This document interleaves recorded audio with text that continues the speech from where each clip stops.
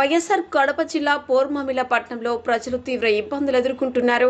గత 4 సంవత్సరాలుగా అంబేద్కర్ సర్కిల్ నుండి వేణుగోపాల స్వామి ఆలయం వరకు కొనసాగుతున్న రోడ్డు పనులు ఇంకా పూర్తి కాలేదు. కాంట్రాక్టర్ నిర్లక్ష్యం, అధికారుల అలసత్వం కారణంగా పనులు నత్తనడకన సాగుతున్నాయి.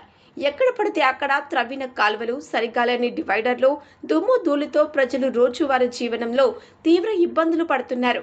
డ్రైనేజీ కాలువల్లో పేరుకుపోయిన మురికి నీరు, చెత్తతో నిండిన డివైడర్లు పరిస్థితిని మరింత దయనీయంగా మార్చాయి. వ్యాపారస్తులు దుర్వాసనతో పాటు నష్టాలను ఎదుర్కొంటున్నారు. వచ్చే వర్షాకాలం నేపథ్యంలో ప్రజల్లో భయం మరింత పెరిగింది.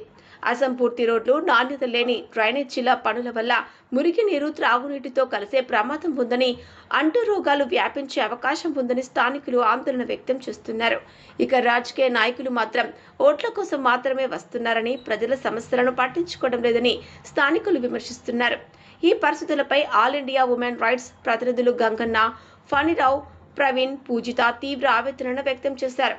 ప్రజల ప్రాథమిక హక్కులు అయిన ఆరోగ్యం, భద్రత, శుభ్రమైన వాతావరణం దెబ్బతింటోందని, ఇది మానవ హక్కుల ఉల్లంఘనగా మారిందని వారు పేర్కొన్నారు. జిల్లా కలెక్టర్ వెంటనే స్పందించి అత్యవసర పరిస్థితిగా భావించి ఈ రోడ్డు పనులను త్వరగా పూర్తి చేయాలని వారు డిమాండ్ చేశారు.